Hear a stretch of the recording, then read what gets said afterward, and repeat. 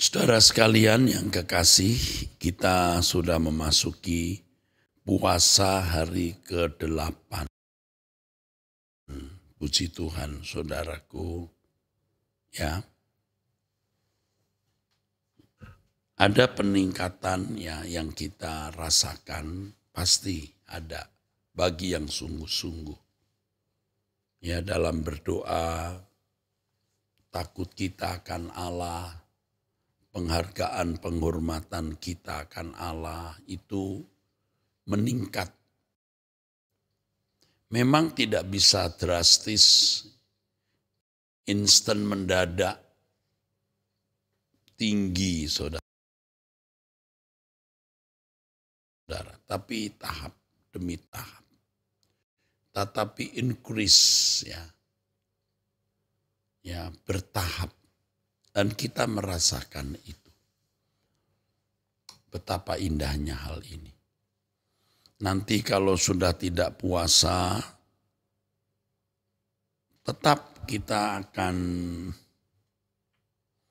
tetap akan bertumbuh ya, harus tetap bertumbuh. Saya akan mengusahakan sebanyak mungkin ya, mengisi dengan doa dan lain-lain ya. Oh haleluya. Saya akan mengusahakan ya, mengisi waktu kita untuk doa. Misalnya kalau hari-hari tertentu, misalnya Rabu, kalau waktu kita kosong, ya kita 6:30 malam bisa berdoa. Ya walaupun hanya 1 jam atau 1 jam lewat sedikit, ya, atau bisa 1,5 jam. Saudara, irama hidup seperti ini harus kita bangun. Ya, sehingga menjadi permanen. Kalau sudah menjadi permanen, kita tidak akan memiliki irama hidup orang-orang fasik. Coba perhatikan cara hidup kita dulu, ya, atau yang sekarang bisa kita lihat orang-orang di sekitar kita. Bangun pagi yang dipikirkan hobinya apa. Ya. Pagi-pagi sudah sibuk dengan hobinya, macam-macam hobinya ya. Ya, saya tidak perlu sebut, nanti kalau saya sebut dikira saya menuding siapa begitu ya. Itu kita lakukan dulu. Begitu bangun yang kita kutak-kutik sudah sound system. Kita mau mendengarkan sound system kita yang bagus, ya, yang high end, ya, yang pakai tabung. Begitu saudara. Begitu bangun kita rapikan CD-CD, vinil, piringan hitam kita. Misalnya itu, ya. Lalu siang sedikit mikir mau ketemu siapa, mau ngopi dengan siapa. Kalau ibu-ibu mau jalan-jalan kemana, mall mana yang ada sale, teman-teman mana yang diajak arisan. Bukan tidak boleh arisan, tapi sering arisan-arisan seperti itu tidak mengisi rohani kita dengan baik. Percakapan dan tawa-tawa, canda-canda yang tidak kudus, ataupun kalau tidak melanggar tatanan kesucian dan etika, tetap tidak membangun rohani. Saudara, nanti mikir bagaimana mengisi waktu wisata. Bukan tidak boleh wisata. Saya sarankan kalau saudara punya waktu dan Tuhan beri finansial yang cukup, bawa keluarga saudara wisata. Boleh. Tapi bukan menjadi tujuan hidup dan kebahagiaan kita satu-satunya. Karena tujuan hidup dan kebahagiaan kita satu-satunya itu Tuhan. Jika Tuhan menjadi tujuan dan kebahagiaan kita satu-satunya, maka semuanya menjadi indah. Orang-orang yang tidak menjadikan Tuhan tujuan dan kebahagiaan hidupnya, di waktu-waktu kosong yang dilakukan adalah siapa yang bisa dia lukai? Siapa yang bisa dia sakiti? Anda mungkin berkata, masa Pak? Iya. Dia akan ingat orang-orang yang merasa merugikan dirinya. Orang-orang yang dia rasa mengecewakan. Dia lalu ambil gadgetnya. Dia buat tulisan di media sosial, di Instagram, di YouTube, atau di mana saja. Menyerang. Walaupun mungkin tidak menyebut nama, tapi membangun opini mengarahkan ke si A, si B. Saudara lihat orang-orang yang dipakai oleh kuasa kegelapan. Mungkin saudara juga begitu. Lalu saudara mau mengekspresikan marah saudara di gadget. Ya. Anda marah terhadap mertua misalnya. Anda keluarkan tuh kalimat di Instagram Anda atau di YouTube saudara. Di Instagram ya, di Facebook maksud saya. Orang kok maunya menang sendiri. Misalnya. Nyerang menantu yang pelit. Kalau tidak busuk, tidak diberikan ke orang. Misalnya.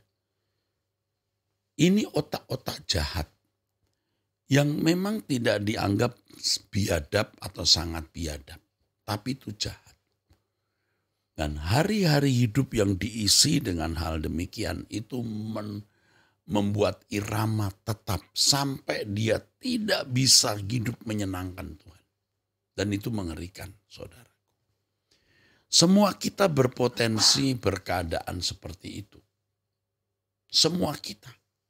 Termasuk saya berpotensi berkeadaan seperti itu, memiliki irama tetap seperti itu. Tetapi kita tidak mau melakukannya. Kita memilih bangun pagi berdoa. Setelah berdoa olahraga. Setelah olahraga kita membaca Alkitab, kita mendengarkan khotbah atau sambil olahraga kita mendengarkan khotbah. Lalu apa yang bisa kita lakukan? Ya. Apa yang bisa kita lakukan? Apa yang bisa kita perbuat, saudaraku? Kita mesti harus belajar, ya. Apa yang bisa kita lakukan untuk kepentingan kerajaan Allah.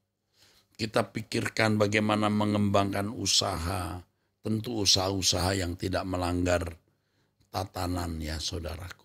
Ya. Jangan bisnis usaha yang jahat, ya, yang jahat.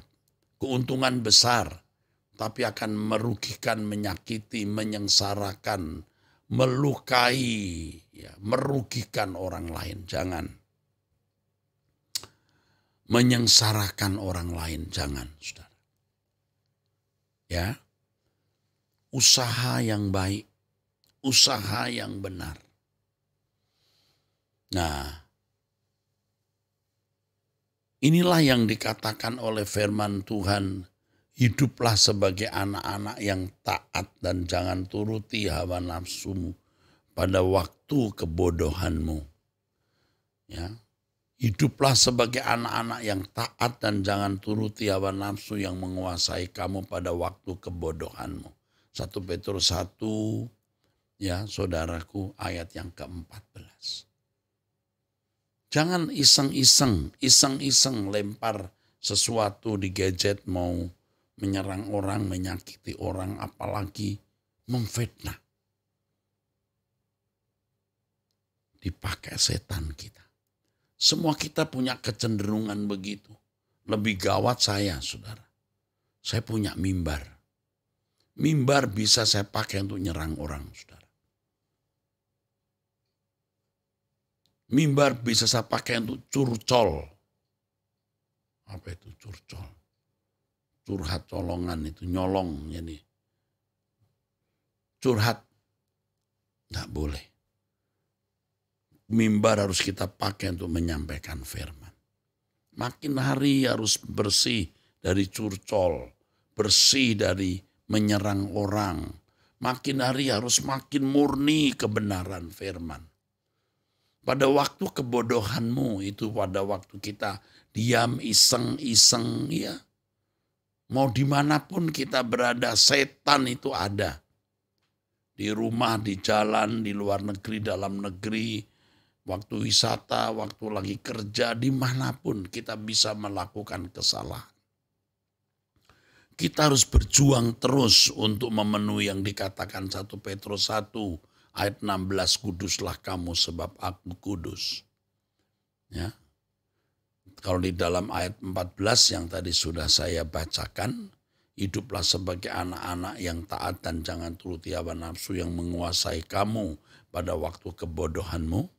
Ayat berikutnya, tetapi hendaklah kamu menjadi kudus di dalam seluruh hidupmu dimanapun dan kapanpun. Sama seperti Dia yang kudus yang telah memanggil kamu. Sebab ada tertulis, kuduslah kamu sebab aku kudus. Yuk kita menjadikan ini irama. Kita sudah melewati tahun-tahun panjang hidup hanya untuk kesenangan kita sendiri. Kita tidak benar-benar mau menyenangkan, membahagiakan hati Tuhan. Ya, menjadi alat kuasa kegelapan tanpa kita sadari. Sekarang kita mau menyenangkan hati Tuhan saja dan menjadi alat di dalam tangan Tuhan. Bukan menjadi alat di dalam tangan setan atau di dalam kekuasaan setan. Tapi menjadi alat di dalam tangan Tuhan untuk kemuliaannya. Mumpung masih ada kesempatan. Kalau kesempatan ini berlalu, kita tidak bisa mengulanginya. Amin. Demikianlah pesan Tuhan untuk kita pada kesempatan ini. Kita punya pertemuan yang luar biasa hari ini. Kita punya pertemuan yang akan memberkati saudara di Mall Arta Gading. Di Mall Arta Gading, saudaraku, lantai 5. Nanti sore jam 4 waktu Indonesia Barat kita on-site. Saya akan pimpin doa dan menyampaikan firman suara Tuhan kepada saudara. Bisa hadir, hadirlah. Di Mall Arta Gading sambil saudara bisa jalan-jalan dengan anak-anak, dengan keluarga maksud saya. Bisa makan di situ, bisa belanja di supermarket, Diamond dan lain-lain di Mall Arta Gading, ya. Saudara akan merasakan suasana yang indah sekali, ya. Baik, itu pesan yang saya sampaikan dan jangan lupa saudaraku sekalian, saudara mempersiapkan kebaktian besok.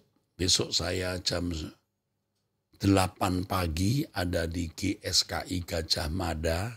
Saya akan pimpin perjamuan kudus di situ. GSKI Gajah Mada besok jam 8 pagi. Seperti biasa jam 11 dan jam 5 sore saya ada di Mall Arta Gading, ya, yang akan dirilai oleh Truth ID, juga dirilai oleh GSKI Kebon Jeruk. Ya, Tuhan memberkati, angkat tanganmu. Bapa, kami mengangkat tangan dan berkatilah kami. Berkat dari Elohim Yahweh Allah Israel turun atas kami dalam nama Tuhan Yesus Kristus. Amin.